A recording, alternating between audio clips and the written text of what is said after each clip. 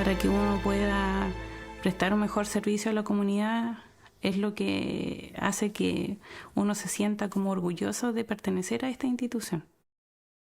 Me tocó partir con la brigada, o sea, fui de los voluntarios fundadores. Partimos en ese tiempo como 15 voluntarios de representantes de todas las familias del pueblo. Era muy bonito porque las familias aportaron gente para formar la brigada. Habíamos tenido un par de incendios en el pueblo, que habíamos tenido pérdida total, se había quemado todo y era solo mirar y rescatar los enseres que se podían. Que se surgieron en el cuerpo militar de trabajo. Y claro, o sea, participó toda la población ayudando a pagar y todo, pero no había ningún medio bomberil que ataque ese incendio. Entonces, también en ese mismo momento, en 1999, en agosto, saliendo del invierno, ya se estaba llegando al fin de la construcción de la carretera austral. Villa O'Higgins estaba terminando su aislamiento total. Y también pensamos que como un gesto que recordara ese momento era crear algo. Y faltaban los bomberos. Y por ahí se fue gestando algo que un día se citó una reunión. Me acuerdo que aquí al lado había una casita que fue la posta. Y después fue como casa comunitaria, una cosa así. Y ahí se hizo una reunión para formar una brigada. O sea, sí nace por esas dos necesidades, la necesidad de proteger a la población y también tener un hito que recordara la conexión al camino, que era algo muy anhelado por la población. En ese tiempo Villa O'Higgins era pequeñito, habrían unas 300 personas que vivían acá. 6 manzanas, no era más que eso. De ahí llegamos a harto, más de 20 personas. Y de ahí seguimos trabajando hasta el día de hoy, que ahora ya somos un poquito más. Lo que sí, poca gente se ha integrado, pero con lo que somos hemos andado bien hasta el momento. De alguna forma participábamos con unos estatutos que eran los estatutos de la Junta de Vecinos. Entonces yo le dije en un momento, no, pues, lo conversamos por ahí, ¿por qué no somos la cuarta compañía de bomberos? ¿Por qué no pertenecer al cuerpo de bomberos? Porque al final éramos como una junta de vecinos. Y lograr cosas que a lo mejor aportes que hace bomberos, eso no lo recibíamos mucho, recibíamos pequeños aportes, pero en la realidad no estábamos bien conectados. Y la idea mía era que participáramos directamente de bomberos. La formación de bomberos en Villa, primero no había nada, no teníamos nada. Entonces, la comunidad en esos tiempos ya se estaban organizando los concursos de proyectos y se creó un pequeño proyecto para construir un estanque aljibe, un estanque móvil. Se llama el proyecto Estanque Móvil Antiincendios, con una motobomba, que era una motobomba de caudal, una onda de 2 pulgadas. Ahí armamos, digamos, el primer elemento contra el fuego. Eso fue el año 99. Nuestro primer incendio, bueno, eso lo tiraba un tractor. Nosotros como compañía no teníamos, como brigada en esa época no teníamos tractor, usábamos el tractor municipal, pero muchos de los bomberos eran funcionarios municipales también. Teníamos distintos roles. Y nuestro primer incendio, tiramos, era nuestra primera emergencia, un estanque de 4.000 litros, y antes de llegar al incendio se nos rompió el eje, se nos cayó el carro en el medio de la plaza y no llegamos al incendio, se nos quemó toda la casa. Esa fue nuestra primera emergencia, porque era todo muy rústico. Y me acuerdo yo que después volvió a haber otro incendio ahí en el cuartel de los militares. De ese tiempo ya habían pasado un tiempo y lo había llegado un material que teníamos, que es un carrito chino que tenemos ahí, con unas motobombas. Bueno, era un carro de ataque, más bien de transporte. ¿Qué nos aportó? Venía equipado con líneas, venía con aproximadamente 350 metros de mangueras de 70 y de 52 y una motobomba de 4 pulgadas de presión, nuestra primera bomba de presión. Y entonces o sea, la rapidez, que lo hemos caracterizado siempre por eso, que tomamos el tiempo nosotros y, o sea, sin instrucción, nada, pues, o sea, primero hemos hecho unas instrucciones así pequeñas, aprendiendo a tirar manguera y eso. Pero cuando tocó la cosa ya desierto, digamos, demoramos 5 minutos en salir de acá, instalar todo y empezar a combatir el fuego. Y armamos una línea desde un arroyo, el arroyo Santiago, de unos 200 metros, y con un ataque defensivo logramos frenarle el incendio. Por un lado atacábamos el fuego y por el otro lado estábamos evacuando los explosivos. Es una cosa dramática.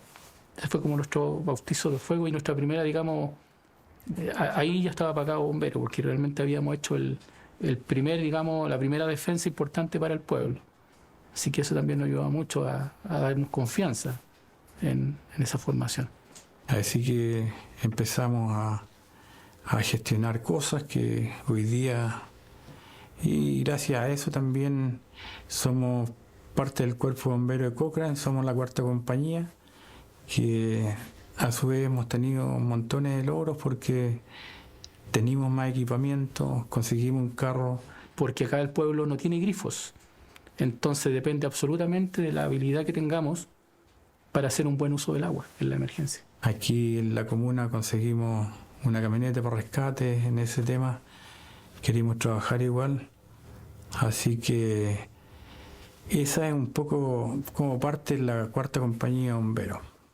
Y era muy diverso, o sea, teníamos gente joven, bueno, todos en ese tiempo éramos muy jóvenes, pero se fueron entregando las capacidades que tenía cada uno. Habían personas que tenían habilidades con la mecánica, conductores, otros que les gustaban las bombas, otros que tenían habilidad administrativa para los papeles, otros para la construcción.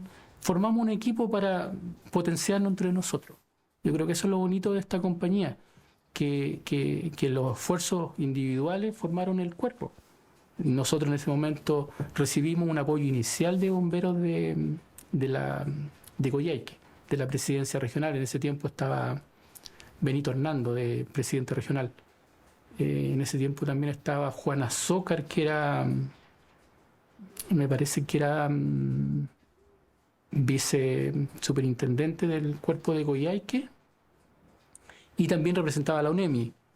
Entonces ellos nos vinieron a dar como la formación bomberil, en el fondo, cómo nos formábamos, la disciplina que tenía que tener la compañía, toda esa parte que forma una parte importante de bomberos. Y nos vestimos. La municipalidad nos regaló los trajes, unos overoles. Entonces ahí tuvimos nuestra primera, digamos, formación como bombero, que todavía tenemos lindos recuerdos de cuando estábamos formados esa primera vez. Bueno, Tortel queda... Una vez había un letrero que decía que éramos el ombligo del mundo. Quedamos al sur de Chile, o sea, ya no somos el sur, somos la zona austral. Al sur de Cochrane. Está ubicada de la ciudad de Cochrane, digamos, a 2 horas y media más o menos, son como 120 kilómetros aquí en la desembocadura del río Báquer. Bueno, es un pueblo que está dedicado en su mayoría a la madera, es una caleta maderera más que pesquera. Se trabaja el tema del ciprés, ya no tan activamente como antes, porque obviamente se va acabando el recurso, va quedando más lejos y se han tenido que buscar otras opciones de trabajo, digamos, las personas, pero esta es una caleta maderera en la cual no existen calles. Nuestras calles, digamos, son pasarelas de ciprés. Y aquí estamos al sur del mundo, digamos, al sur de Chile, haciendo patria y representando, ojalá bien, a bomberos de Chile. Y aquí estamos. Yo llegué desde ¿cómo se llama? De la isla de Melinca.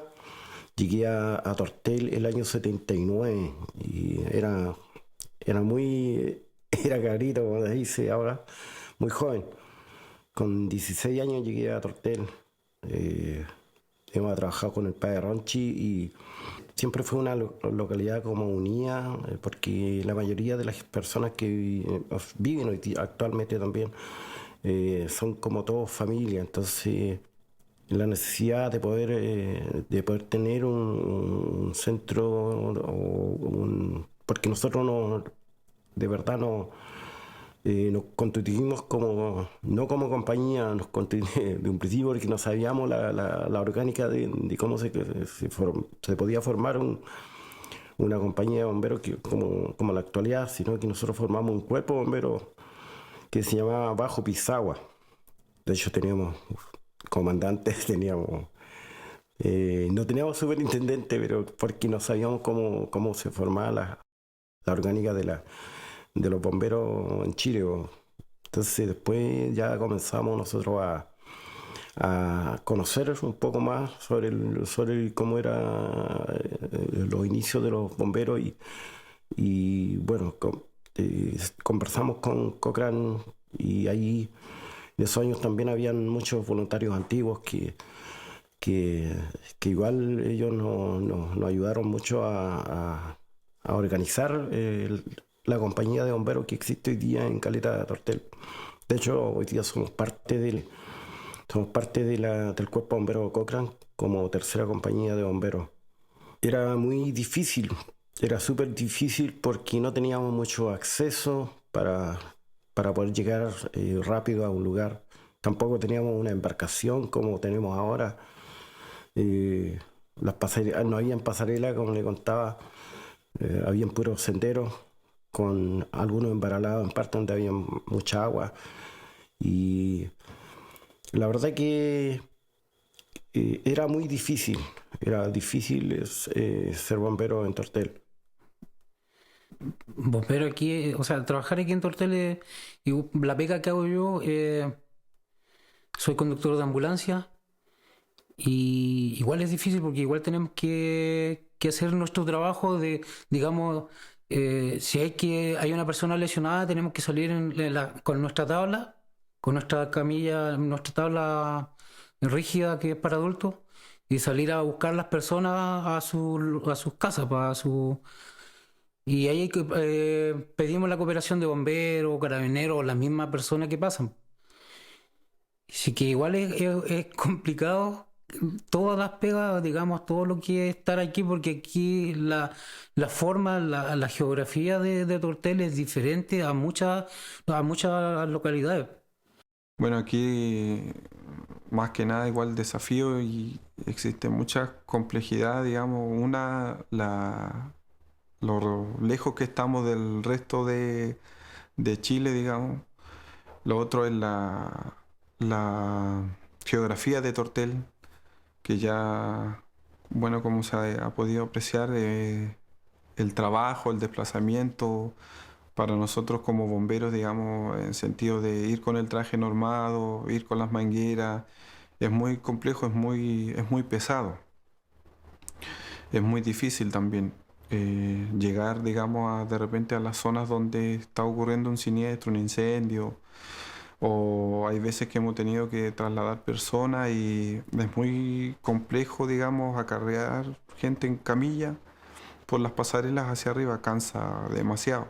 En realidad, la gente sabe acá que por la materialidad de las casas, si hay un incendio, lo más probable es que nosotros nos vamos a llegar a tratar de salvar la casa que se está quemando.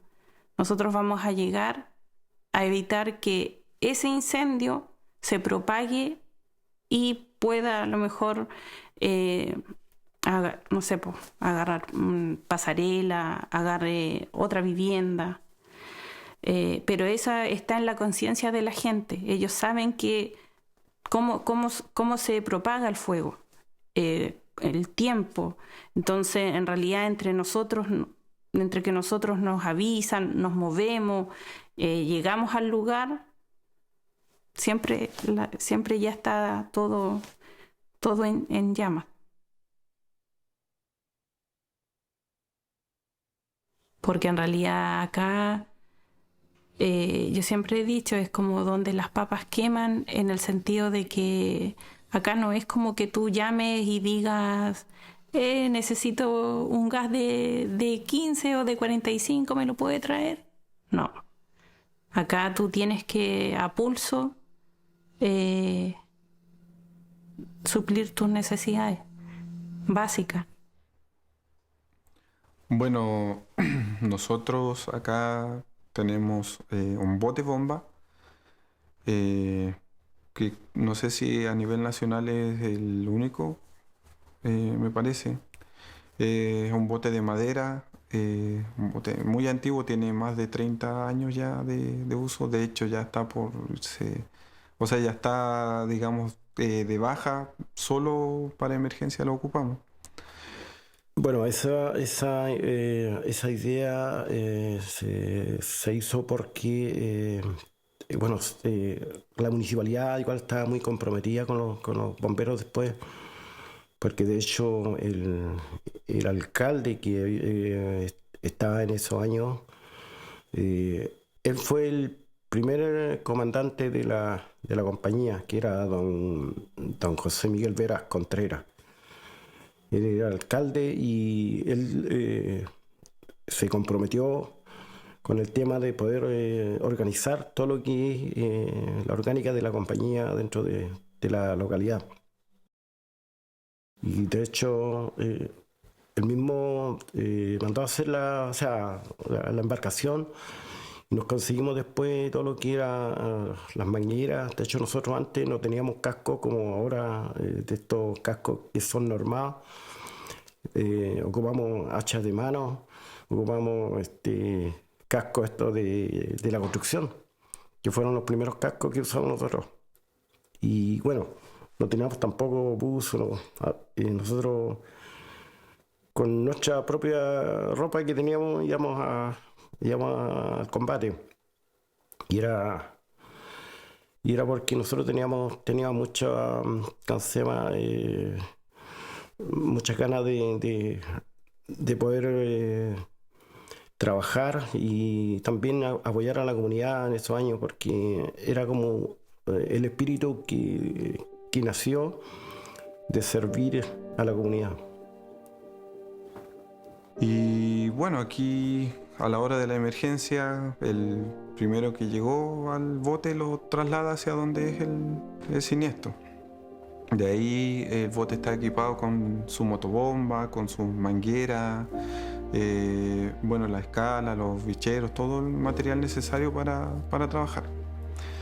Una vez que se llega al siniestro, ya digamos, si está retirado de la costa, bueno, donde hay, digamos, pasarelas planas, no escaleras, podemos agarrar el rollo de manguera y tirarlo y que se desenrolle solo. Pero ya una vez que empezamos a subir escaleras, hay que desenrollarlo de forma manual. Generalmente se acopla y de ahí, subiendo la escalera, se va desenrollando. Es la única forma de digamos, asegurar que las líneas queden bien y queden aptas para después que se llenan de agua con la presión.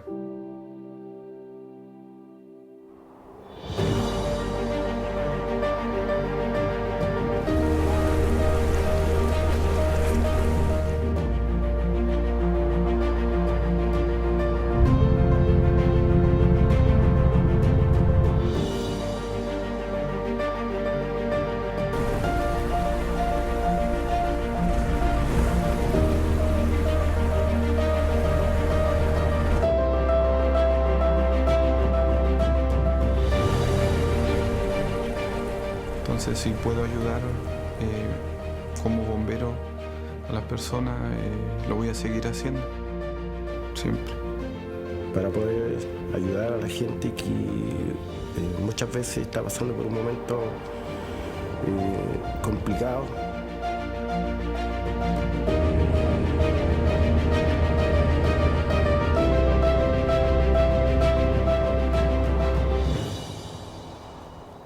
Guadal queda en la 11ª región, al sur del lago General Carrera.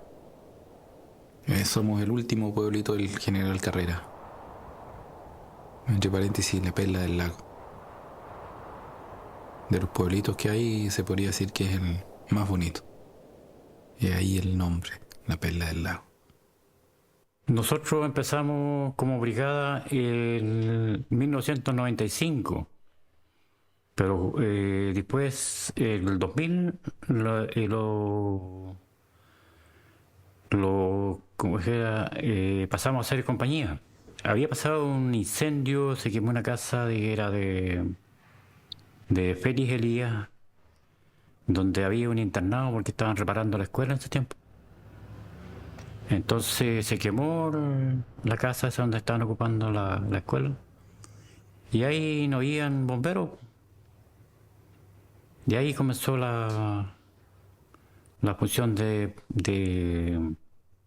poder formar algo de bomberos, una compañía o una brigada. La brigada era un grupo de personas que tenían sus excusas para juntarse, ¿cierto?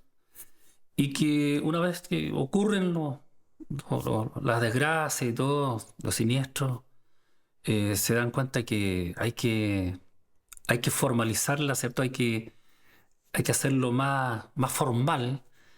Empiezan a trabajar y pasa un periodo bastante largo. Y algunos vecinos que llegaban a Guadal traían esa experiencia de haber sido parte de algún cuerpo de bomberos.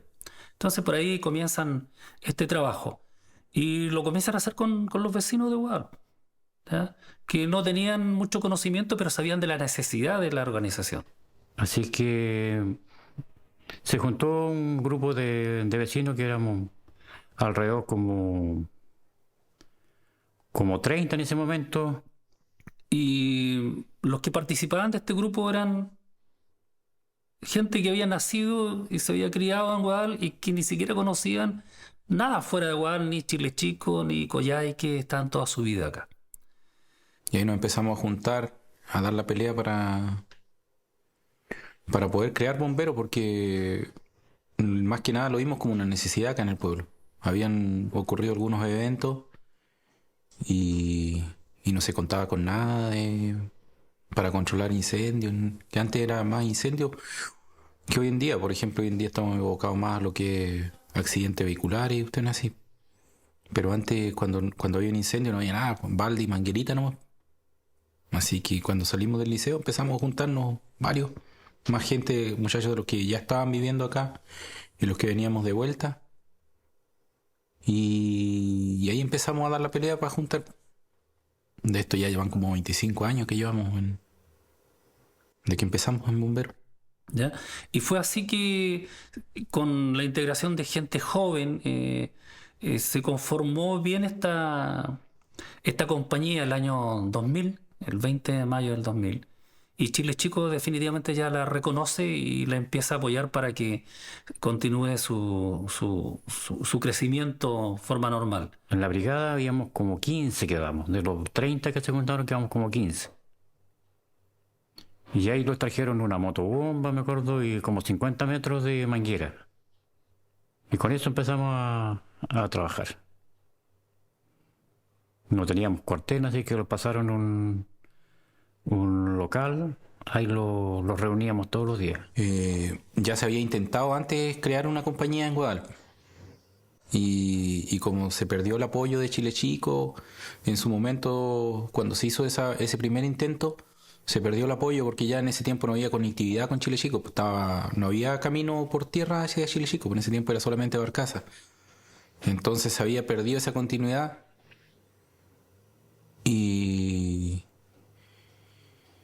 Y más que nada a nosotros nos tocó seguir ahí aguantando, porque nos dimos cuenta cuando ocurrió el primer siniestro, cuando estábamos ya como brigada nosotros, que empezaron a aparecer chaquetas y cascos de los que habían llegado antes, en el primer intento. Porque a nosotros nos asignaron del mismo material cuando pasamos a ser brigada. Primero empezamos con un carro bomba, un Ford que llegó de Aysén, de allá lo regalaron. No, un carro bomba que era de acá, de Chile Chico, claro, lo trasladaron para acá. Y después de Aysén lo regalaron un carro bomba, la tercera compañía de Aysén. Pero ese foro a nosotros no nos servía mucho porque ese foro era bencinero. Y como estaba mal ajustado, tenía que un neumazón, se armaba un neumazón cuando partía. Así que costaba mucho la mantención. Que eran las cotonas, la chaquetita de cuero y el casquito tipo alemán ese. Y nosotros estábamos como compañía, como brigada. Y tuvimos un llamado, pudimos con nuestra motobomba, todo el equipo. Y de repente empezaron a llegar personas de la comunidad con su chaquetita y su casco, que eran los mismos que teníamos nosotros. No, si yo era bombero en tal año, dijeron, yo era bombero en tal año, cuando estábamos formando. El año 2000 se construye este cuartel porque antes no teníamos. Fue por un proyecto que hizo la comunidad. Se reunieron porque era necesario un cuartel para bomberos. Teníamos un carro, lo habían entregado un carro bomba, nos habían entregado una camioneta que no teníamos dónde tenernos. Lo dejamos a intemperie. Y ya hay gestiones que hizo mi director y la comunidad. Se pudo conseguir un proyecto por intermedio del Consejo Regional de la Intendencia, porque ahí no participan los cuerpos bomberos, no, pues eso solo lo consiguió la comunidad por intermedio de la Intendencia. Antes estuvo la Operación Rally. Eso lo hizo un galpón que lo sirvió bastante como cuartel, pero resulta que teníamos un problema que no podíamos acceder mucho hacia arriba porque tenía una ladera. Entonces ahí nos costaba mucho subir con el carro hacia arriba. Cuando ya se empezaron a abrir los caminos, empezó más el turismo.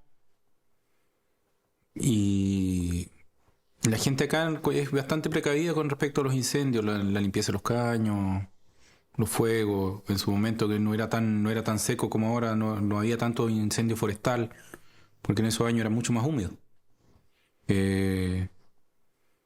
Empezó a haber mucho movimiento turístico. Empezaron a llegar ya como había camino a Chile Chico, el que podía a lo mejor se compró su vehículo y había más movimiento. Partimos con las especializaciones que hacían en ese tiempo, se hacían las escuelas de verano, que venían 2 instructores durante un mes a las localidades. Y ellos no eran cursos como ahora que son de la malla curricular y todo lo que viene con la ley marco, pero eran cursos prácticos. Eran y abocados al terreno donde uno se encontraba viviendo. Entonces, eso es lo que hallábamos bueno de esa escuela y de ese tiempo cuando se venía, porque uno aprendía de acuerdo a lo que realmente tenía y se aprendía con lo que tenía también uno, porque también en ese tiempo nosotros no teníamos ni Halligan para hacer los trabajos, pero igual lo hacíamos. Ya lo hacíamos con una barretilla, con una picota, con una pala, pero se enseñaba la técnica con lo que uno contaba. Así que yo la hallo que eran buenísimas. Bueno, de hecho, a nosotros nos ayudaron mucho. Nosotros en ese tiempo no teníamos ni movilizadores. Cuando empezamos como brigada o como compañía de rescate. Y vinieron los instructores, lo hicimos con tubos de PVC y colchoneta de camping. Bueno, por lo que cuentan los más antiguos, se creó a través de muchas inundaciones que habían. Siempre se salían los ríos y no había quien ayude a la gente. Y más que nada por eso se fundó el Cuerpo Bombero, para ayudar a las personas en las inundaciones que ocurrían mucho, porque se desbordaban muchos canales en el pueblo. Pasaban los ríos al medio del pueblo y había que ayudar a las personas. Esa fue la principal parte que se formó Bombero acá en Chile Chico, por las inundaciones. Esto partió con la primera compañía. Nosotros somos los fundadores de Chile Chico, del Cuerpo Bombero, porque partió el 5 de agosto de 1959, donde un grupo de gente se unió para poder trabajar y apagar incendios en ese momento. No era nada más que eso, porque no tenían nada. Entonces de ahí como que se fue formando y llegó mucho más gente, y empezaron a unirse, construyeron este cuartel de bomberos, porque fue el primer cuartel de bomberos. Siempre ha estado aquí, no se ha movido de este terreno. En primera instancia era pequeñito y de a poco se ha ido remodelando. De primera la sala de máquina era pequeña, apenas cabían 2 carros. Con el tiempo se fue remodelando.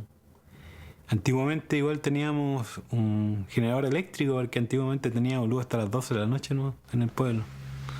Así que ese generador eléctrico permitía activar cualquier alarma cuando había después de las 12 de la noche en esos años. El cuartel es algo de las únicas reliquias que está quedando en la zona, y tratamos de mantenerlo lo más bien posible. Era bastante pequeña la compañía, habían 2 carros, el carro Toyota, me acuerdo, el carro, un Ford 600 había, que era la segunda compañía, pero en realidad igual lo usaba la primera, porque en ese entonces todavía no había, como te digo, estaba suspendida la segunda compañía. Después de un tiempo se reactivó la segunda compañía y fue uno de los primeros que ingresó a la compañía para reactivar la segunda compañía. Junto con otros voluntarios de la primera, que éramos poquitos, éramos como 6, de ahí fuimos sumando gente de a poco. La tercera compañía es de rescate, la segunda y la primera es de agua, y de rescate también la segunda, pero vamos a todas.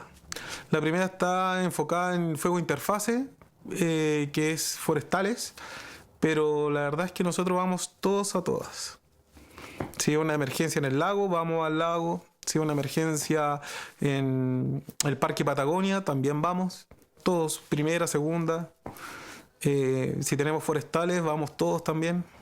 La verdad es que acudimos y abarcamos todos los diferentes tipos de emergencias que tenemos en la comuna, y también prestamos apoyo a Argentina, porque estamos muy cercanos, y cuando necesitamos apoyo nosotros les solicitamos apoyo a ellos y ellos vienen. Nosotros también salimos a apoyar a ellos, a Argentina, cuando tienen fuego descontrolado. También invitamos a las capacitaciones nosotros a los bomberos argentinos. Ellos también vienen muy seguido para acá. Tenemos buen contacto, tenemos una buena hermandad, se podría decir, ya que vienen de Perito Moreno, de La Era, de Los Antiguos. Y en Los Antiguos tenemos los bomberos policía y los bomberos voluntarios. Tenemos contacto con los dos. A los dos se les invita a participar de los cursos. Cada curso que tengamos acá en Chile, que vienen acá a Chile Chico, los instructores, siempre se les hace como una invitación para que puedan asistir. Y ellos vienen y participan, y la verdad es que es bastante amigable, porque al final, en caso de emergencia, tenemos esa hermandad que si necesitan apoyo, nosotros acudimos. O ellos acuden a nosotros, que ellos han venido muchas veces igual a acudir por apoyo, que necesitamos más carros. Lamentablemente, antes teníamos 2 carros, ¿no? Bueno, antiguamente era puro corazón, ¿no? Se asistía a lo que venía y se hacía lo que se podía. Se hacía un rescate vehicular, se hacía con las herramientas manuales, porque no habían herramientas hidráulicas como hoy en día. Una sierra o un alicate, todo servía para hasta un pedazo de madera servía para un rescate vehicular. En los incendios estructurales teníamos motobombas. Por suerte tenemos el lago muy cerca, así que nos abastecíamos prontamente de agua del lago.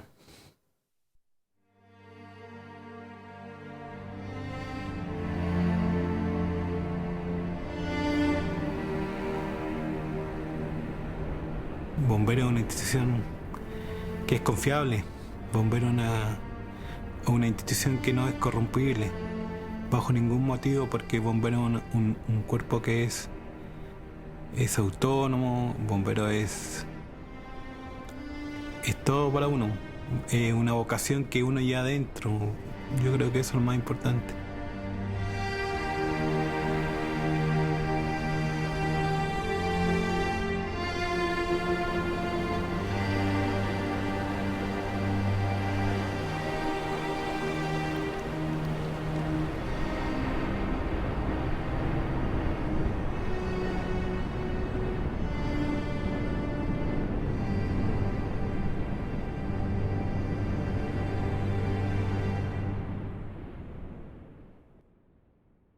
Porque yo me acuerdo, llegué en febrero del año 83 acá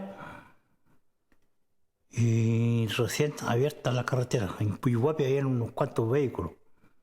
Y después de eso ya empezaron por ahí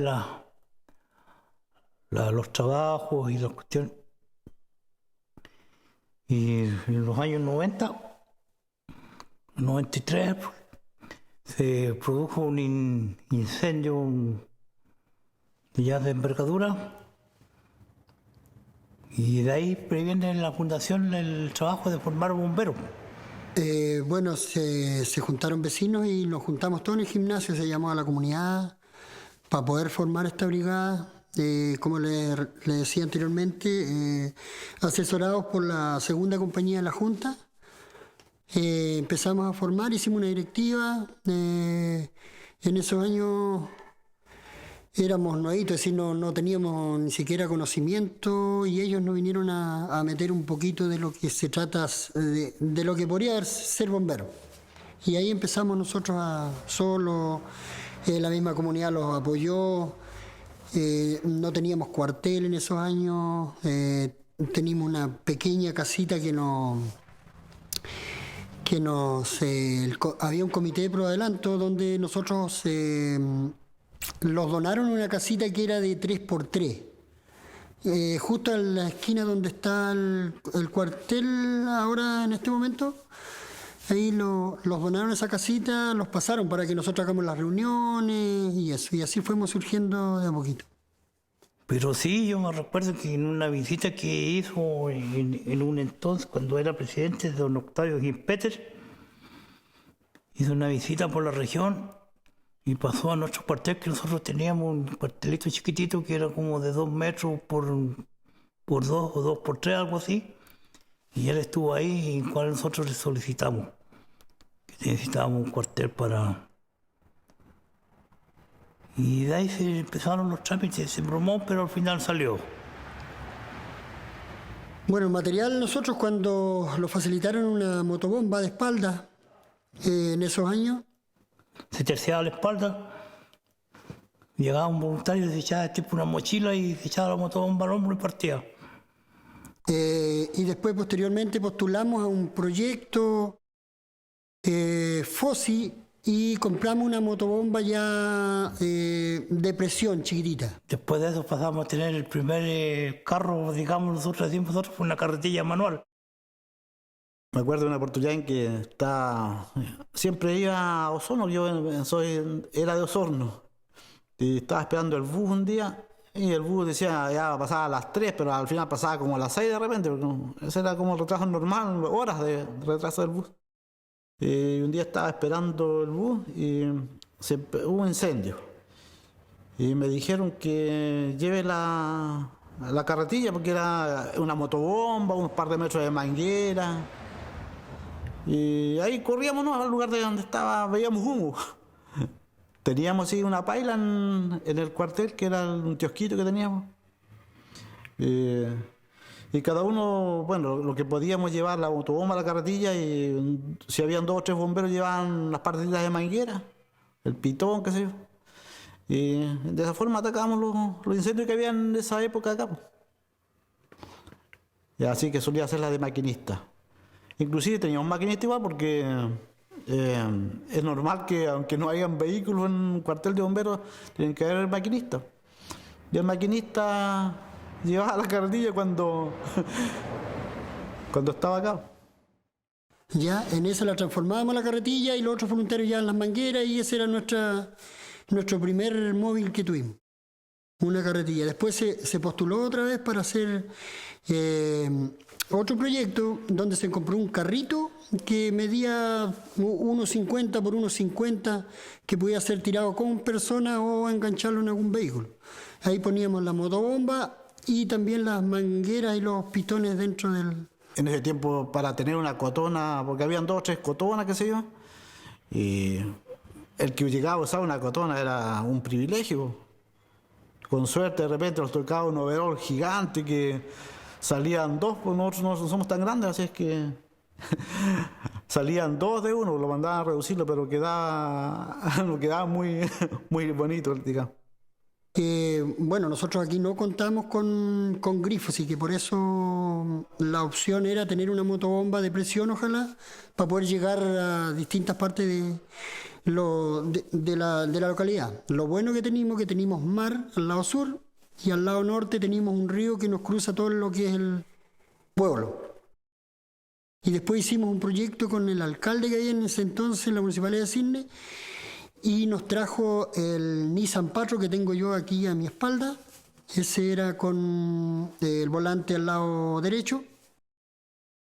Se cambió, quedó, ahora ya está regularizado, está con los papeles al día, está saneado, y ese es como el pilón de aquí, es el grifo o pilón, como le quieramos llamar, de aquí de Puyehue. Tiene un cuerpo bomba, pero no es tanque, solo el cuerpo bomba que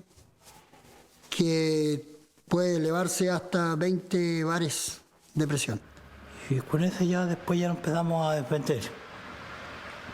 Después vinieron ya más la modernización, los carros más grandes, todo. Ahora contamos un vehículo rescate, 2 carros bombas. Aquí había una segunda compañía. Recuerdo que era una compañía que funcionaba muy mal, que tenía el cuartel todo ya con las tejuelas hechos pedazos, no tenía paredes y estaba realmente, digamos, en muy mal estado. Entonces yo observaba esto y veía de que si yo fui bombero, ¿por qué no me reintegro nuevamente para colaborarle? Fue así como me dediqué, me dediqué a que los bomberos en Futaleufú surjan. Primero y antes que nada con hacer un cuartel, para empezar. Así que conversando con los funcionarios públicos, incluso algunos carabineros, quisieron colaborar para que se formara una primera compañía que había desaparecido muchos años. Entonces quedaba la segunda compañía, pero no funcionaba bien. Y aquí nos dedicamos a hacer beneficios, bailes y todo tipo de beneficios para poder juntar dinero, para comprar madera y empezar a construir ese cuartel.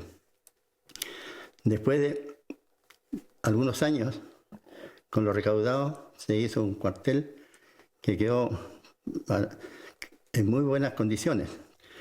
Para construir, un señor dice, vayan a mi campo y corten árboles para que saquen la madera para su cuartel. Fuimos un día, me acuerdo, y 12 voluntarios, cortamos 120 árboles, que posteriormente después se hizo la limpieza, los ganchos y todo eso, y se tuvo que traer y atravesar el río que tenemos aquí cerca con un carrito que teníamos nosotros, que el único que tenía bombero era este carrito que tenía para sacar la carga de los aviones LAN que llegaban acá a Futaleufú. Entonces ahí se llevaban las mangueras. Entonces para poder cruzar los troncos de los árboles, la madera, lo pasábamos con el carrito del otro lado, lo tirábamos para cruzarlo y traerlo al cuartel. Un tremendo trabajo ese de poder llegar con esa madera acá. Empezamos primero con la construcción de una sala de máquinas. Primero y antes que nada fue una torre alta que se hizo para instalar una sirena, porque no había una alarma. Ya después de eso dijimos, algún día va a tener que llegar un carro bomba, y empezamos a construir la sala de máquinas. Después dijimos, para hacer beneficios tenemos que tener nuestro local. Hicimos una ampliación y ahí grande para que el pueblo y la gente del campo vengan a hacer la fiesta del 18 que se hacía el 21 de mayo y poder ganar dinero y para seguir avanzando en la construcción del cuartel. Una cocina también amplia para el trabajo de las damas. Se formó un centro de damas, de mujeres, de nosotros, de los mismos voluntarios, y así trabajamos. Después de eso se empezó a hacer gestiones para conseguir un carro. Fui a Santiago. Primero y antes que nada, en ese tiempo era el gobierno militar, venía el presidente Pinochet.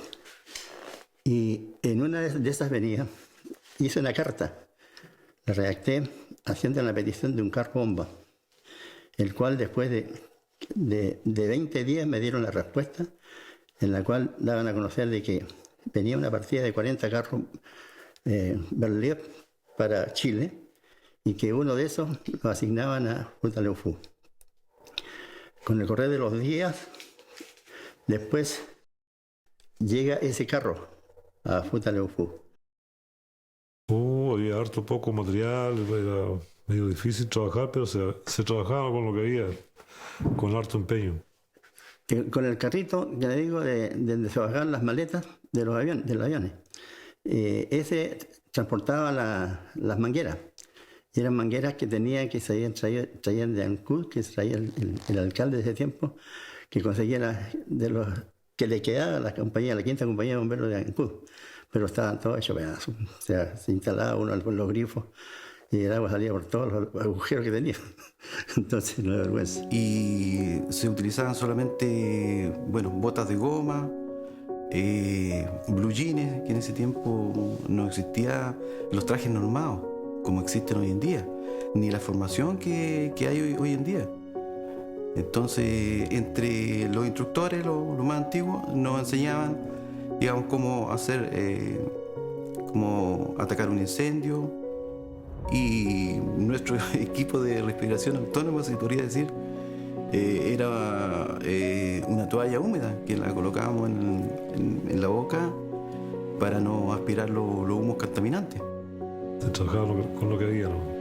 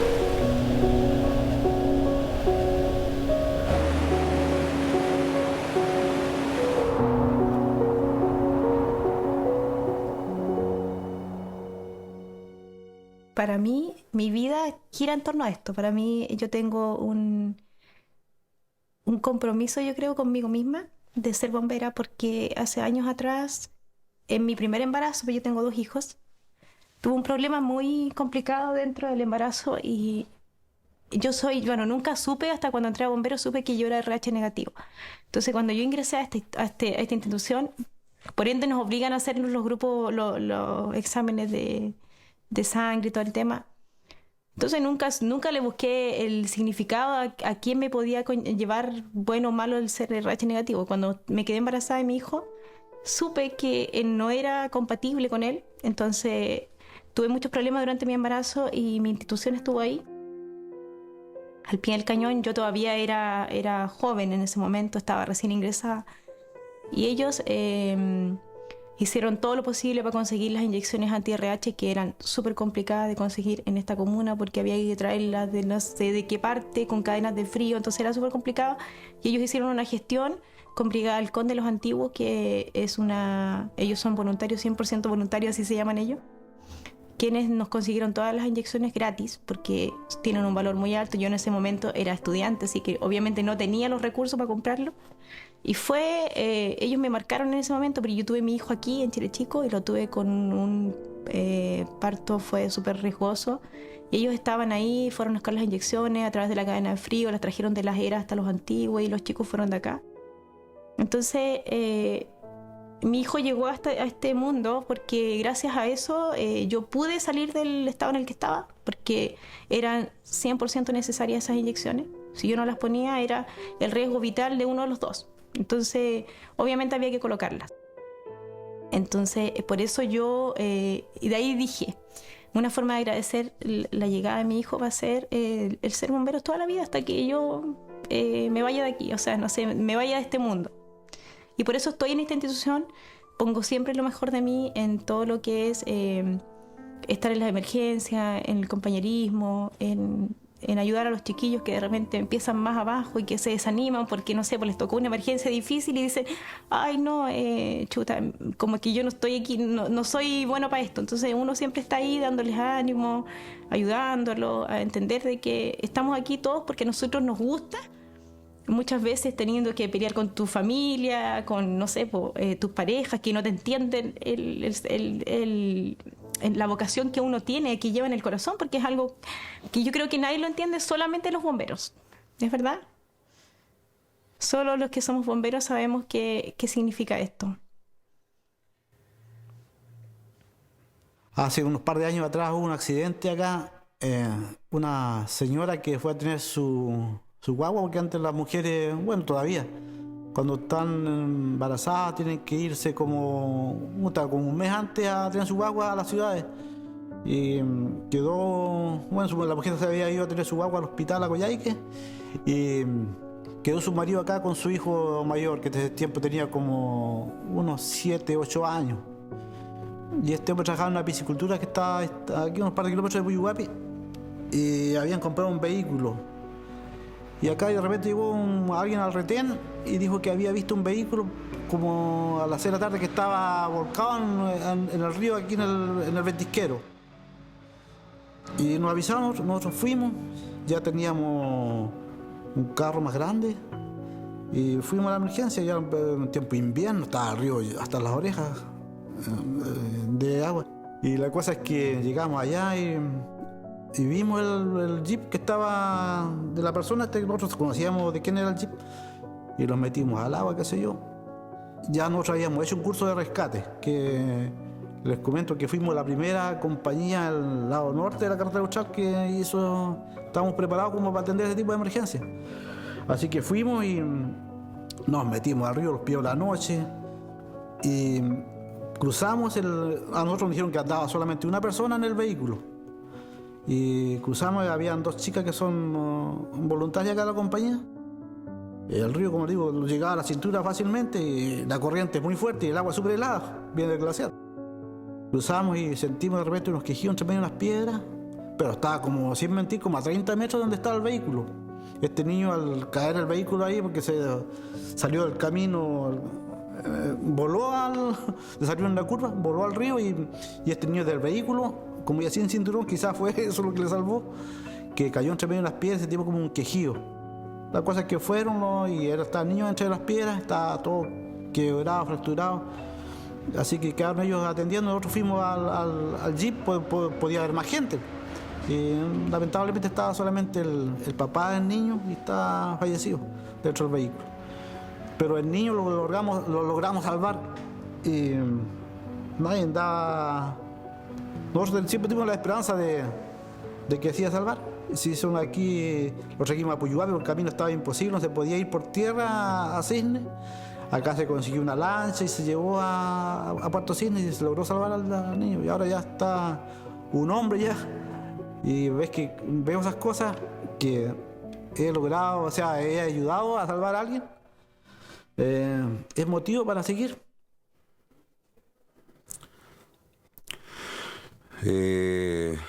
Bueno, una de las emergencias más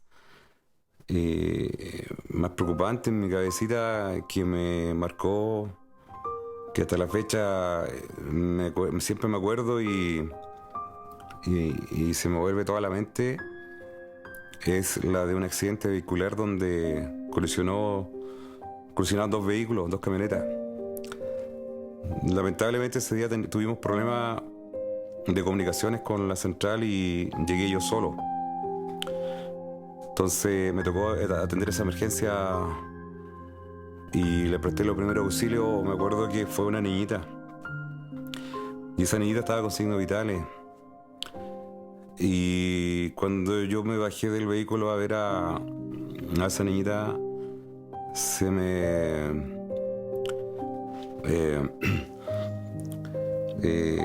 vi a mi hija, como que fuera mi hija. Me cuesta hablar un poquito porque ¿cómo se llama? Me afectó harto, casi 6 meses. Ella era del porte de mi hija ya no estaba conmigo, estaba en la otra ciudad, yo estaba por trabajo acá.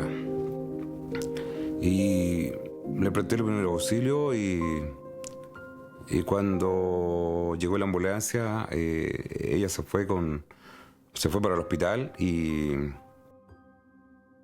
yo me quedé ahí, o sea, afectado porque uno, aparte de ser bombero y prestar un servicio, somos humanos también.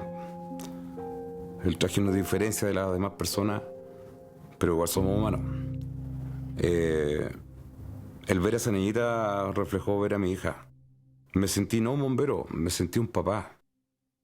Y al momento de ingresar a la ambulancia, yo le hablaba a ella y ella estaba inconsciente. Entonces le tomé la manito, o sea, en forma de que fuera tranquila. Y me apretó un dedo en la mano, me acuerdo. Y al apretarme un dedo en la mano, me quebré. Me quebré, fue algo muy fuerte para mí. Después me entero que a las 3 horas falleció. Y eso me marcó. Y de ahí cambió el chip de mi forma de pensar. Yo dije, esto es para mí. Tengo que ser más fuerte. Tengo que ayudar a la gente. No puedo quedarme en la casa.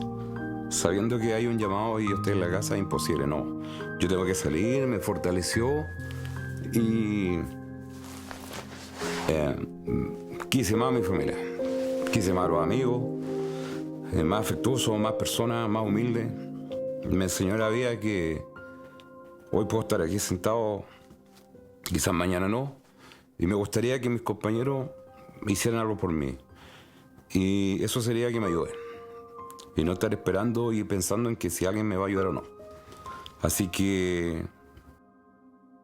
yo creo, sinceramente, que nuestra felicidad máxima es entregar todo lo que sabemos.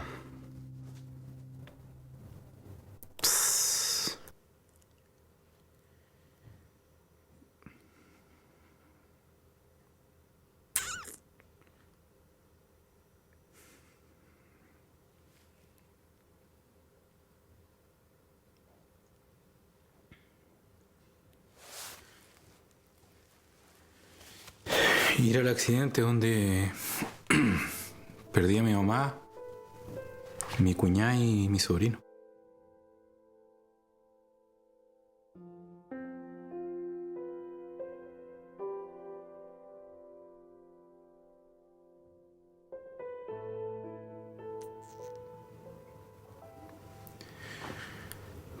Hace años fue por un año nuevo. Yo estaba trabajando en Chile Chico y ellos iban hacia Chile Chico. Y tuvieron un accidente en el puente Fica, donde está el puente Fica antes de llegar a La Pampa, al puente Las Cabras, en la Garganta del Diablo. Y cayó en el auto donde viajaban ellos 3, más mi sobrina y otra señora más. Cayeron al río abajo.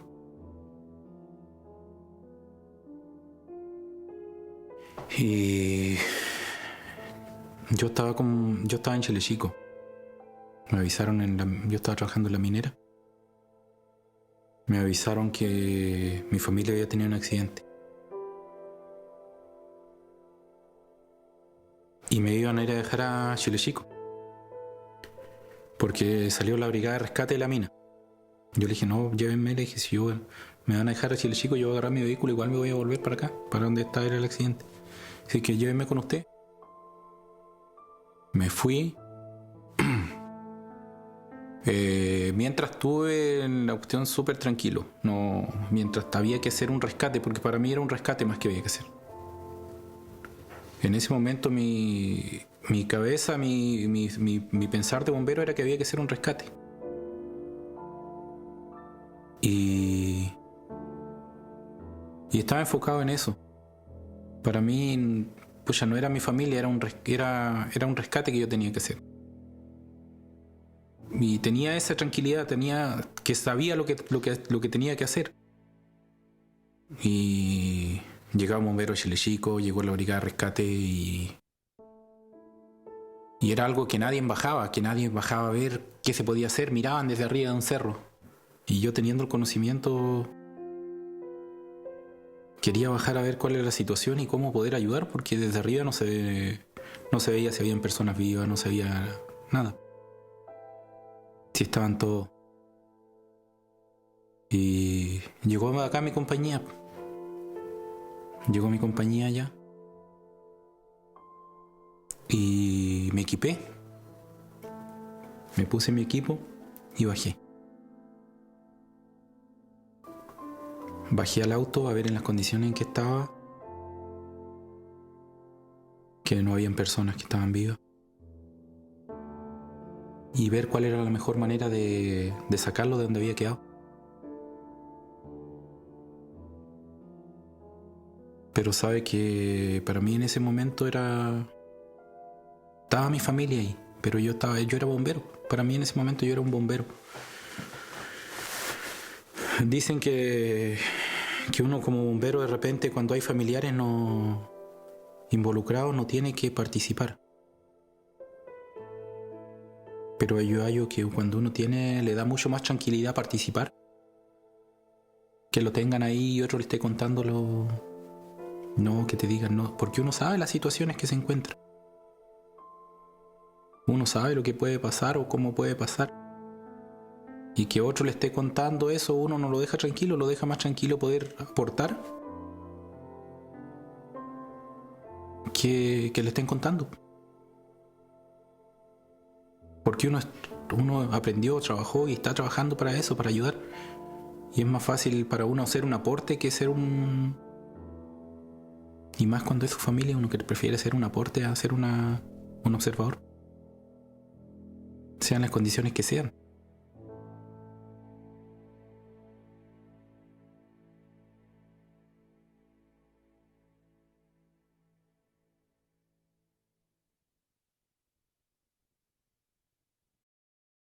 No es fácil a veces asumir, porque una familia se le queme su casa, o que una familia sale a la carretera y que se vuelca y que muere, no sé, una persona, 2 personas, o desaparece, que es difícil también estar en este momento con las personas. Entonces hay muchos sentimientos encontrados que a uno de verdad lo hace continuar en la vida bomberil. Bueno, uno en el momento que recibe el llamado como que se enfoca en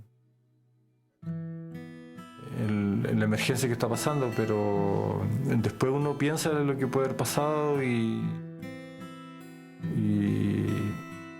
siempre hay temores, pues temores a accidentarse, a quedar dentro de una casa, todo ese tipo de... Pero uno lo analiza después, pues en el momento es tratar de ayudar y procurar que todo resulte bien. Y muchas veces por ahí me han dicho, ¿y tu familia? Y bueno, yo le digo, mi familia me apoya. Siempre salgo de repente a destinos que no conozco o a un llamado donde no sé con qué me voy a encontrar. No, uno deja mucho fuera la fa. Primero que nada, está el miedo que tiene la familia porque sabe dónde trabaja uno. Y que si uno lo están llamando es porque es peligroso. Y no sé, nosotros seremos fanáticos al peligro, pero nosotros vamos a ese peligro. La adrenalina que uno siente al salir a ese peligro. Pero con la familia es complicado porque la familia quedan todos ahí a la espera, pensando qué fue, que no se vayan a accidentar ellos. Y saben que también si hay una persona en peligro y aunque no se debe hacer, uno se va a poner en peligro igual para salvarla si le puede salvar. Va a caminar sobre el filo del cuchillo ahí. Si estando la posibilidad uno no va a dejar que la persona decir, no, aquí no puedo hacer nada porque es muy peligroso. El salir de la casa de repente cuando su familia está durmiendo, uno de repente se olvida de dejarle un beso en la frente o decirle voy y vuelvo. Y muchas veces nos encontramos con que vamos a emergencias súper largas y uno dice, bueno, gracias a Dios vamos a volver, pero uno nunca sabe. Y por ahí dejar a su familia en momentos importantes como licenciaturas de nuestros hijos o nuestra señora que está enferma. Uno de repente igual se cuestiona que le damos prioridad a nuestras emergencias y nuestra familia quizás queden de lado un poquito, pero sin embargo, en mi caso, tengo una familia grande, noble, que ellos siempre me apoyan 100% en lo que yo hago, orgullosos de mí, pero aún así, créanme que ser bombero, el hecho de salir a una emergencia sin saber que uno va a volver o no, aprieta el corazón, de verdad que aprieta el corazón.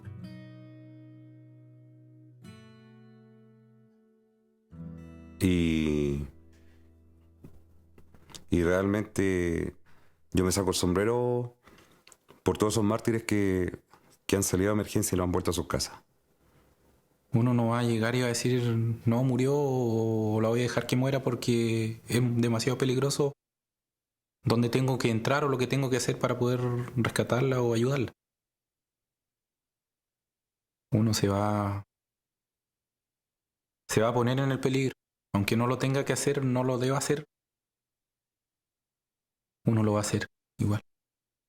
Porque uno va con toda la adrenalina y no se controla en el sentido de ir a ayudar al prójimo, es decir, va y tratar de llegar y salvar. Eso como para bombero es lo que... Claro, uno dice primero tú, segundo tú, tercero tú y cuarto, pero no es así la cosa, pues tú te tocas la paila y tú sales nomás, no... tratas de llevar todo tu EPP para poder hacer un buen rescate y todas tus herramientas para poder hacer un buen rescate y claro, nunca te pensáis y dices voy tan rápido, o el chofer que me tocó muy loco, se puede pasar a la vuelta el camión, cosas que uno en ese momento no lo piensa, pero puede llegar a pasar de repente algún accidente grave. Y eso es lo que las familias de nosotros yo creo que lo saben igual. Y ahí el miedo de repente, o que se vengan al cuartel a estar informados de cuando nosotros salimos lejos o cuando no estamos en mucho contacto. Porque nosotros al hacer poco, la logística y todo eso nos ayuda a nuestras familias que están acá. Nosotros salimos y ellos se vienen al cuartel. Afectar es de no el tiempo.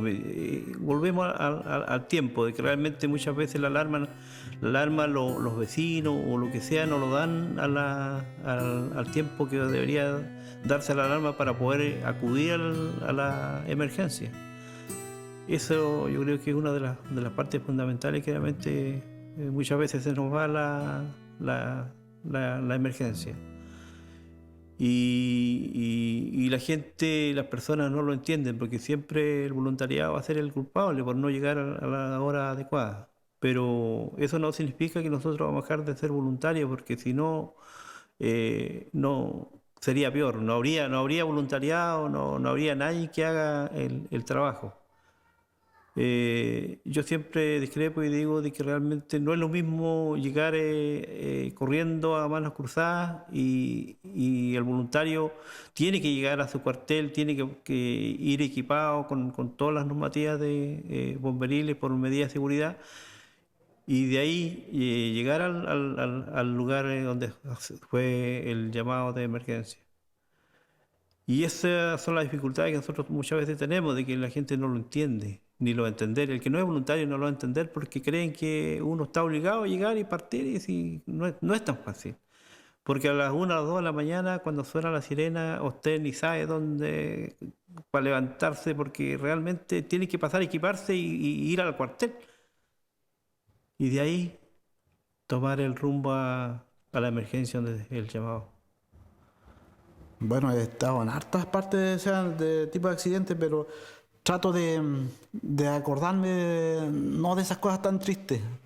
Me gusta más recordar así cuando hemos logrado salvar personas, quedando con las cosas buenas porque es muy triste ver.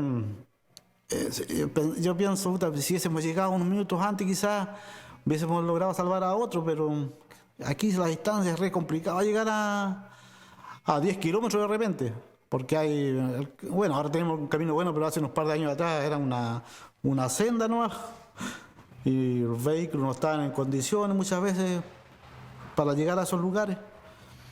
Pero todo hay cosas, se le quema la casa a alguien, es triste verlo al otro día y hay solamente ver que no tiene nada, pero igual alegra que pudimos salvar la casa del lado.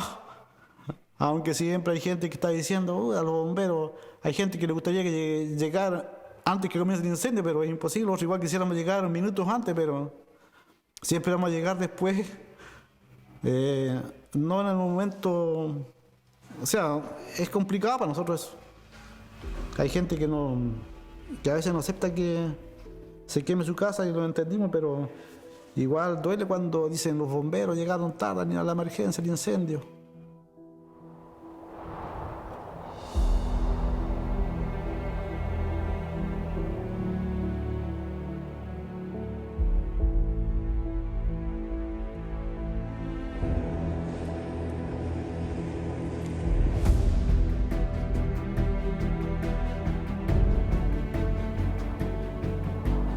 Si todos hiciéramos algo por el otro, este mundo sería mejor.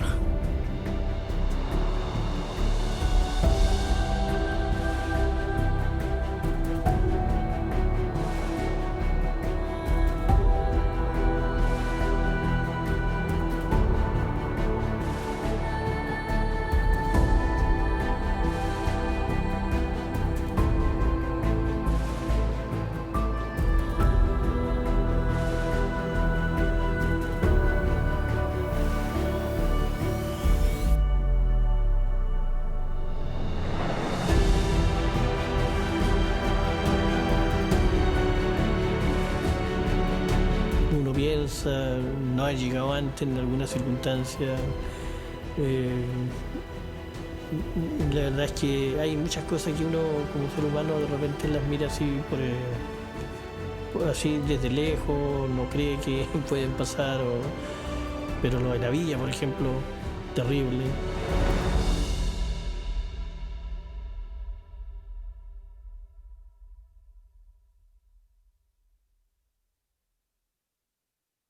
Ese día 17, alrededor de las 8:30 de la mañana, me llamó a mí la centralista comunicándome que el comandante había pedido que nos acuarteláramos porque había habido un aluvión en la vía de Santa Lucía. Ya, le dije. Y quedé pensando, yo dije aluvión en la vía Santa Lucía. Y así como el Google Earth empecé a dar vuelta, mirando de dónde podría venir ese aluvión. O sea, jamás me imaginé de dónde vino. Fue ir y ver que se había caído medio cerro sobre un pequeño pueblo, si así se podría decir, y haber sacado a ras la mitad de la población o la mitad de las casas, eso fue fuerte. O sea, quizás a mí no tanto porque yo no conocía a las personas, pero sí tenía compañeros de ahí que estábamos formados que sí les dolía encontrar a un conocido, a un amigo de siempre, porque mucha gente de ahí venía a Chaitén a hacer sus cosas, a comprar, y igual cuando uno iba hacia Palena, Fruto, pasaba a la Villa Santa Lucía, por último comprar un agua, un jugo, y se conocían. Y me pasó que mucha gente estuvo afectada porque muchos amigos, conocidos, estaban entre medio del lodo, y eso fue como fuerte. Para mí fue chocante, o sea, llegar y ver lo que ocurrió, porque a mí cuando me avisaron que había un aluvión en Santa Lucía, yo decía, ¿de dónde? O sea, ¿de qué lado? Pensaba, los cerros que están al otro lado están lejos, y nunca pensamos que había sido de Cuesta Moraga hacia abajo. Bastante impactante cuando llegamos con nuestra máquina arriba a Cuesta Moraga y vimos dónde empezó. Quedamos chocados ahí, o sea, no había más que hacer porque no teníamos cómo cruzar y solamente comunicación con radio con el capitán de la villa ese tiempo que pillamos ahí. Entonces yo no dimensionaba, yo no decía, pero ¿cómo va a haber un derrumbe de esta magnitud en la villa? Pero al momento de verlo, ahí me di cuenta de cómo fue el asunto, de la parte donde partió, digamos, donde se partió el cerro y donde comenzó el derrumbe. Y lo hice, o sea, y lo vi muy cercano porque el helicóptero pasó muy bajo en la pantalla y llegamos a la villa Santa Lucía, claro, y era un desastre completo. Uno tenía en la memoria cómo era la villa y llegar a verla en las condiciones que estaba, pero una pena enorme. Ahí perdimos el cuartel completo, un camión aljibe. Se estaba arreglando el cuartel, se fue completo, prácticamente se perdió todo lo que era el material mayor y menor del cuartel. No les pasó nada a nuestros voluntarios, gracias a Dios no les pasó ninguna desgracia a ellos como voluntarios ese tiempo. Aquí nosotros inmediatamente nos acuartelamos. Inmediatamente se designó el primer grupo de voluntarios que iba a ir. Como el camino estaba cortado, el paso a Vía Santa Lucía era a través del lago Yelcho en lancha, que se llegaba a un sector de la cabaña y de ahí se volvía hacia atrás para llegar a la Vía Santa Lucía. Empezamos a ver las noticias de lo que había pasado y nos hicieron elegir. Yo estaba recién entrando a la municipalidad y nos hicieron decidir si íbamos, quién iba y quién no. Y ahí nos paramos 6 voluntarios. Pero yo insisto que este país no está preparado. Los entes que manejan la emergencia no están preparados con emergencia. Y nosotros como bomberos pensamos en algún momento que Chaitén sí estaba preparado por lo que había vivido con respecto al volcán Chaitén. Sin embargo, te das cuenta que no. A nosotros viene acá el hermano de un voluntario y nos dice, chicos, yo tengo una lancha dispuesta para ustedes, vámonos al tiro, yo los llevo. Y ahí yo asumo mi responsabilidad. Yo como superintendente digo, no, hay que seguir los conductos regulares. Por seguir los conductos regulares tuve a mis voluntarios 7 horas esperando que los pasaran para el otro lado del lago. O sea, nosotros íbamos a intervenir directamente en la búsqueda y a lo mejor salvataje de alguna persona, pero nos tuvieron 7 horas. Y nos iban a cruzar por un helicóptero, pero en Puerto Cárdenas. Fuimos como en un furgón que nos encontramos acá afuera del cuartel y nos fuimos a Puerto Cárdenas. Les pedimos que por favor nos lleven y la persona gentilmente nos llevó hasta allá. Y nunca llegó el helicóptero a Puerto Cárdenas. El helicóptero estuvo acá en Chaitén, trasladó al intendente. Varias veces pasaba por arriba de nosotros, nos mintieron que nos iban a pasar a buscar a Puerto Cárdenas. Esperamos, sin mentir, sería de las 12 hasta cerca de las 6 de la tarde, ahí en Puerto Cárdenas, sin señal, y ahí con un viento. Y después, supuestamente nos iban con una lancha, que estuvo no sé cuántas veces por bajar, que la subían, que la bajaban al mar para que se meta por el lago, por el río Yelcho en realidad, para buscarnos, nunca llegó. Entonces, esa es la mayor crítica que yo puedo hacerle a este tema. O sea, yo no entiendo, bueno, trato de entender porque desconozco los protocolos de la autoridad. O sea, ¿de qué sirve, man, que suban a un avión o un helicóptero un caballero que va con corbata o tenis y corbata, que dé una vuelta y no lleven a las personas que van a trabajar directamente en la emergencia? Es una crítica que nosotros como bomberos siempre hemos hecho. Al final, un lugareño de ahí, que vive cerca de las islas por el lago Yelcho, pasó, vino a Chaitén, hizo sus compras y cuando volvió se iba para su casa y le pedimos si él nos podía trasladar. Y nos trasladó en un botecito, porque a todo esto no podíamos tampoco cruzar en un bote Zodiac porque los marinos no nos dejaban cruzar, tenía que ser un bote cerrado. Y él justo tenía un botecito cerrado, chiquitito, con un motor chiquitito, pero fueron 2 horas de cruzar. O sea, de las 8 nosotros llegamos a las 10 al otro lado. Y nos estábamos parados así en el camino. Nos pasó a buscar una camioneta de la municipalidad de Futaleufú, parece, y nos llevaban hacia la villa. Empezaron a trabajar en la noche, a las 10 de la noche. Y los militares cerraron la villa después de horario. Era la zona 0, así que nos hicieron volver ese día a Futaleufú. 3 horas. Llegamos a la 1 de la mañana al cuartel de Futaleufú, después de estar todo el día en el lago Yelcho esperando, a dormir. Y después el otro día a las 7 de la mañana nos fuimos a la villa Santa Lucía y realmente estuvimos. Cuando llegamos a la villa fue ahí donde nos dimos cuenta de la dimensión que había pasado.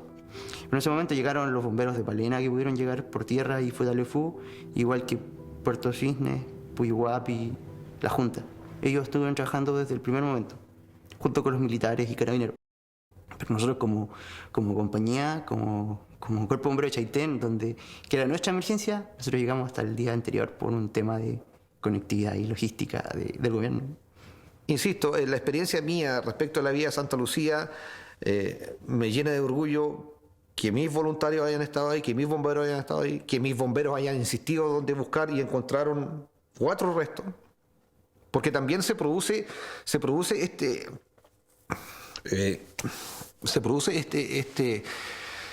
esta falta de protocolo en que vinieron bomberos de Arica, de no sé de qué parte, te fijas tú, que no están acostumbrados a esta geografía, ¿ya? Entonces nosotros quedamos al mando de la gente especializada que tampoco se maneja en el tema. Entonces ahí hubo una serie de repente, en un principio, igual se producen algunos roces, algunos malos entendidos, que también creo que es importante limar esas asperezas. O sea, si vamos a traer personas especializadas que efectivamente vengan a hacer su pega y no vengan a figurar, porque sucede mucho. Pero insisto, para mí lo principal es que mis voluntarios, con el apoyo de Aysén, con el apoyo de la Junta, con el apoyo de Futaleufú, que fueron súper importantes, se logró hacer el trabajo. Y fuimos varias veces, en situaciones bien precarias. La primera vez fueron a pie los chicos y se produjo como una especie de segundo aluvión, tuvieron que salir a pie, así que ahí decidimos enviar la camioneta por barcaza para que pudiera entrar ahí, para que tuvieran un vehículo en que movilizarse. De acá de bomberos, la mayoría de los voluntarios participaron activamente en la búsqueda y ayuda de los vecinos. Bueno, yo asistí desde el segundo día. El primer día asistieron con otros bomberos y bomberas que ellos pudieron, los esperamos en la noche cuando llegaron con cena, comida y esperamos a que ellos nos cuenten todo lo que habían trabajado, lo que habían vivido durante el día. Yo comencé desde el segundo día y de verdad recuerdo haber llegado a la carretera donde se ingresaba a la villa desde Futaleufú y llegué a la carretera nos bajamos de la camioneta y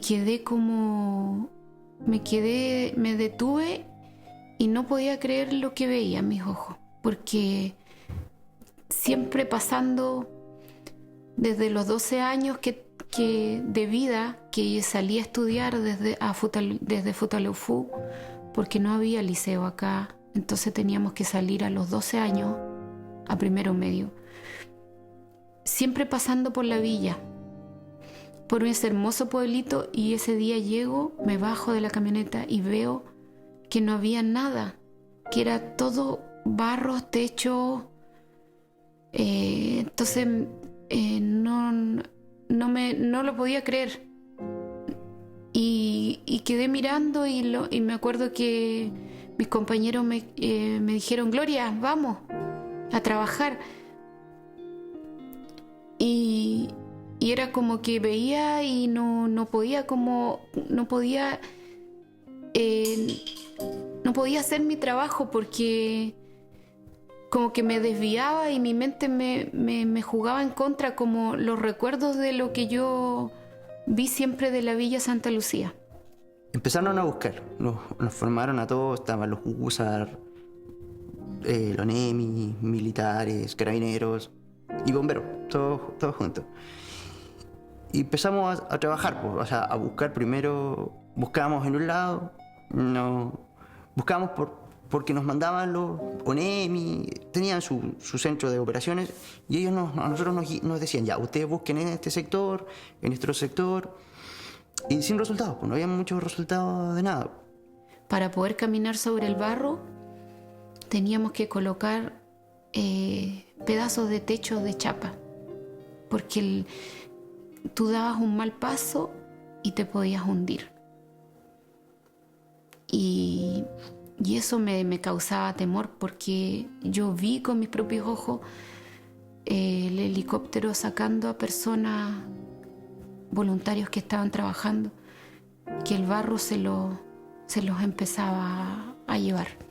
Y bueno, al final la misma gente se empezó a desesperar, porque de no poder encontrar a los familiares, se enojaron con las autoridades, y aparte la prensa ya estaba en el lugar, la gente hablaba con la prensa, y una persona fue a encarar al director de la NEMI y le dijo que él sabía dónde estaba la gente, que necesitábamos gente, personal, bombero o lo que sea, que los acompañaran. Y ahí nos eligieron a nosotros 6 que andábamos llegando, que acompañamos a la gente, que vayamos con ellos y que veamos qué pasaba. Y fuimos al sector que nos indicó las personas. Y gracias a Dios encontramos, el grupo que fue encontró ese día 4 o 3 cuerpos donde la gente nos indicaba. Fue como el día que se encontró más cuerpos en un día. Y es porque la gente sabía dónde estaban sus familiares, pues ellos vivieron toda su vida ahí y sabían dónde podían haber quedado producto de la avalancha. El ayudar a buscar a las víctimas me marcó mucho el día que se encontró a una bebé. Porque uno es mamá y eso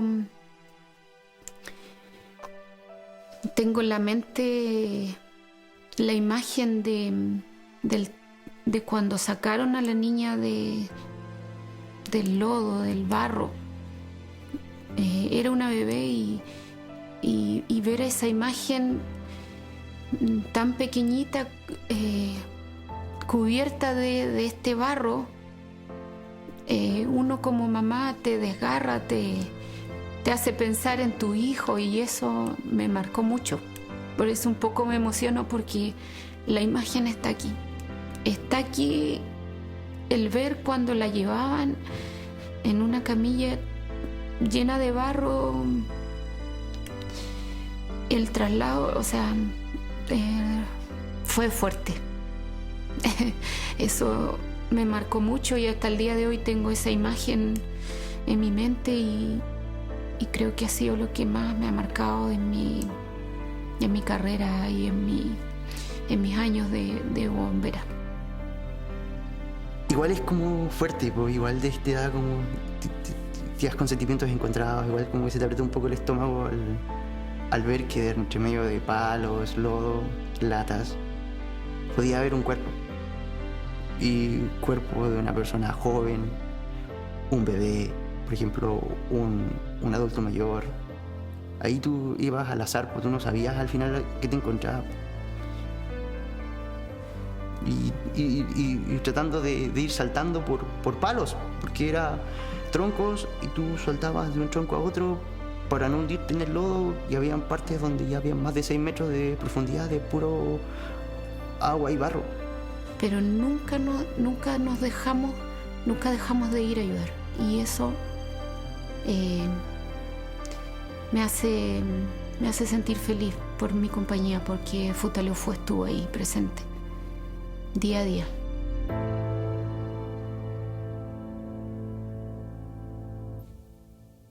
Bueno, Chaitén queda al sur de Puerto Montt, es la capital provincial de la provincia de Palena.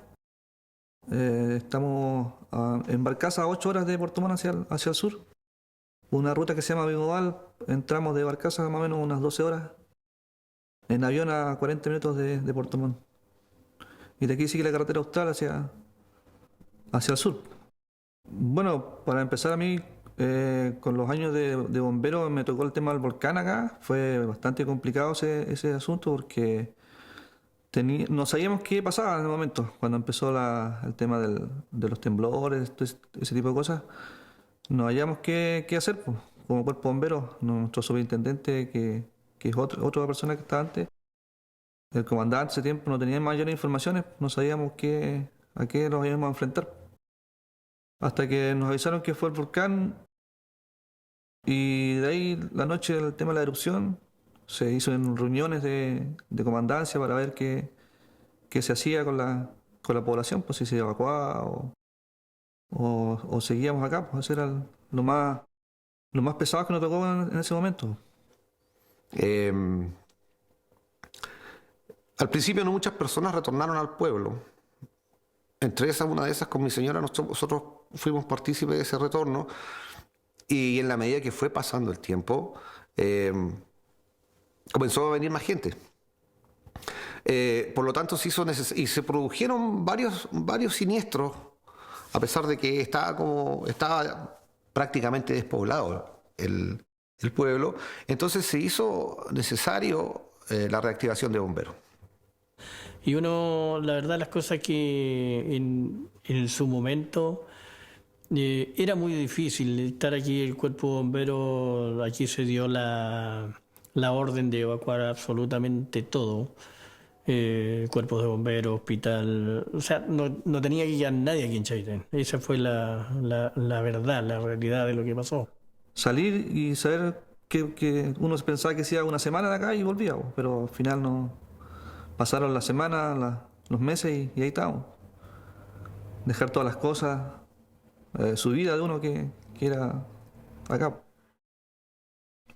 Y desgraciadamente nosotros en algunos casos fuimos criticados también como bomberos por parte de ciertas personas que no vienen al caso nombrarlas, pero que nos dijeron que nosotros cómo abandonábamos nuestro pueblo, y nos íbamos de aquí de Chaitén, pero la orden era una sola, nosotros teníamos que abandonar sí o sí. Difícil, para uno es difícil en ese momento dejar tu pueblo que te vio crecer y prácticamente lo sacaron al final, pues nos sacaron de acá porque no podían haber personas civiles en Chaitén, pues. Así que a salir con la familia, me tocó salir a Chiloé en barcaza en la noche, asustados con la gente. De ahí solamente ver por la televisión desde afuera cómo se inundaba el pueblo después, porque no dejaban entrar nada, pues sí, complicado el tema se quedaron los carros bomba acá en el cuartel, no sabíamos qué iba a pasar con nuestras máquinas, la sensación de que se iba a perder todo, ¿no? Eso era lo que pasaba. Y bueno, nosotros una vez llegando a Puerto Montt, a las diferentes partes que llegamos, la verdad es que el cuerpo bombero de Chaitén como que desapareció, digamos. Desapareció porque todos estuvimos en diferentes lugares. El carro bomba fue llevado a Villa Santa Lucía, el que tenía el antiguo, digamos. Y bueno, en lo personal yo me integré a la segunda compañía del Cuerpo de Bomberos de Achao, mientras estuve allá, porque yo estuve 1 año y 7 meses allá en Achao, digamos. Y algunos otros voluntarios se integraron también a otros cuerpos. Y la verdad que los que volvimos acá, como de los que estábamos antes del volcán, digamos, del volcanazo, por decirlo, fuimos muy pocos de los bomberos antiguos que volvimos. Por tal motivo, en ese momento, como habíamos creado una junta de vecinos, por cierto, obviamente la única que había en ese momento, se conversó con el de ese entonces superintendente, don Alfonso Mayorga, y en coordinación con el superintendente de Coyhaique, se hizo una reunión para reactivar el cuerpo bombero. En un principio nos dijeron que serían 2 o 3 días, todos nos dijeron lo mismo, que serían 2 o 3 días lo que íbamos a estar fuera de Chaitén, digamos. Y después, posterior a eso, se iba a ver y se iba a evaluar y íbamos a volver. Y nadie sacó, o muy pocas cosas, muy pocas personas sacaron alguna cosa, algún recuerdo de sus casas. Todo quedó aquí. Y alguien, salíamos con una muda de ropa o algo, pensando que íbamos a volver muy pronto. En lo personal sucedió eso en mi casa, digamos. Y viendo las noticias después se veía de que todo venía mal, que no había entrada, no había forma de cómo entrar a Chaitén, ya estaba todo cerrado, no había cómo. Y después de unos días se comenzaron a ver las noticias de que había una gran tormenta de lluvia aquí en Chaitén, que llovía, decían que llovía como no había llovido nunca. Y eso, con la acumulación de la ceniza cerca de las laderas del volcán, se produjo un taponamiento del río Blanco. Lo que sucede ahí es que el puente resistió estoicamente. Con los palos formaron una especie de represa y el río no tuvo más remedio que desbordarse.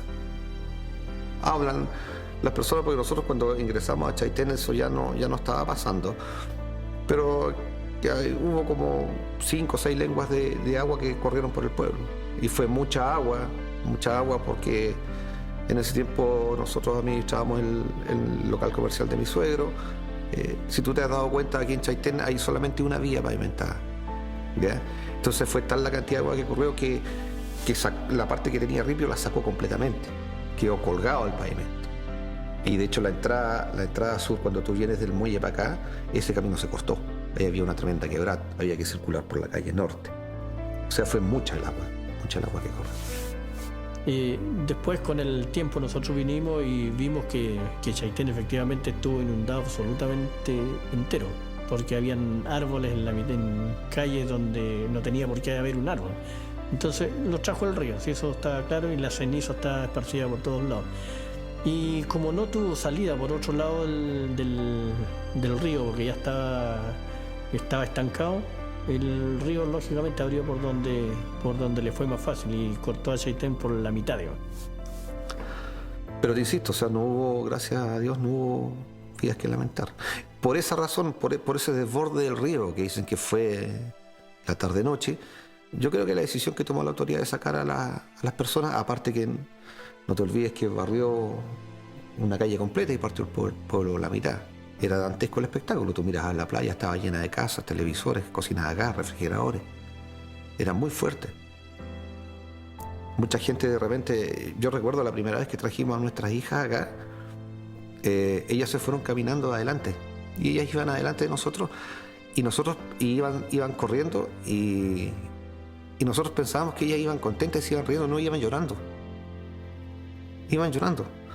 Porque lo que veían las dejó súper impresionadas, el hecho de entrar a su casa, de ver sus cosas, qué es lo que me llevo, qué es lo que no me llevo.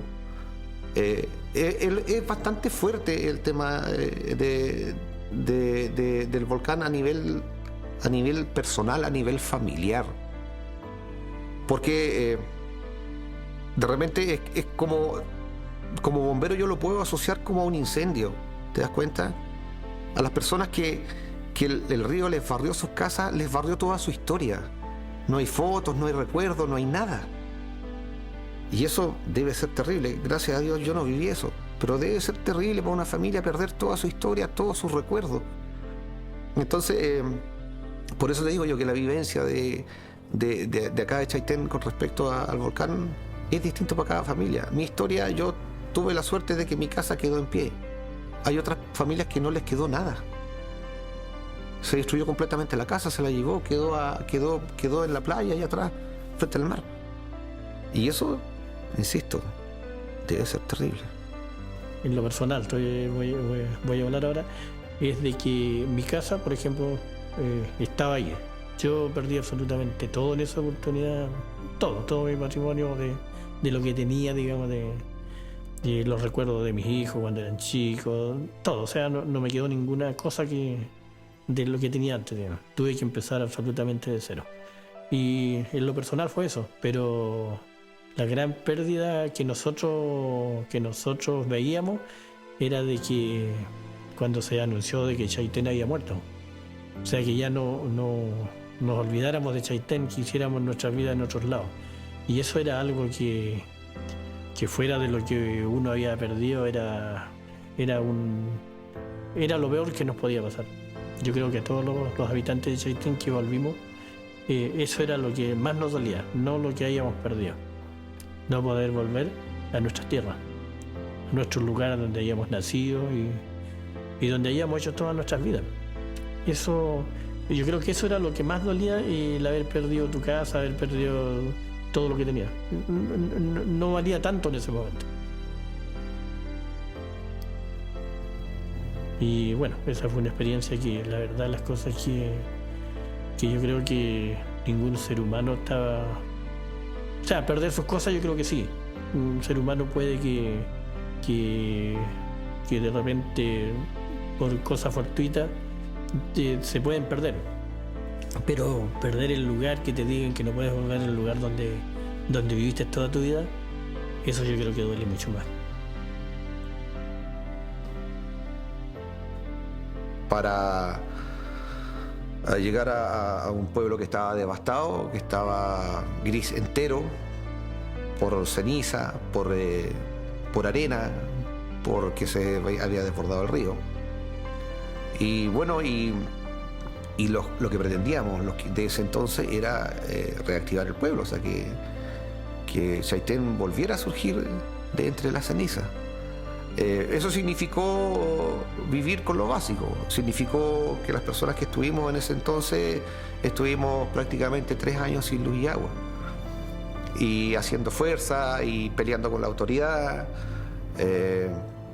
haciéndole ver una serie de situaciones que como normalmente sucede, la autoridad no le cree a la persona, al lugareño, al que sabe, al que conoce su terreno. Pero bueno, al cabo de... no sé cuántos serían, no me acuerdo muy bien la fecha, se declaró habitable Chaitén, se dio luz y se empezó a repoblar el pueblo. Fue un periodo súper duro. Aquí debo ser bien claro que las historias son de cada familia. Detrás de cada familia hay una historia. No es una historia para todos la misma historia. Fue un tema súper fuerte en el sentido que el desarraigo fue profundo. En el caso particular mío de mi hija menor estaba en cuarto medio, estaba preparando su gira de estudio y de repente la sacan de aquí y quedan todos desparramados los chicos. Entenderás que le tocaba dar la PSU. Para ella fue muy muy fuerte, la marcó una depresión bastante fuerte también. Pero gracias a Dios ella salió adelante. Hoy día es una profesional y quiso volver a trabajar por su pueblo y está trabajando acá. Y eso, independiente de los malos ratos y las malas situaciones y las penas que pasamos en esos entonces, a mí me da mucha felicidad. Me siento muy contento de haber participado de ese proceso de pelear porque este pueblo no quedara vacío y retomara su calidad de capital de la provincia de Palena.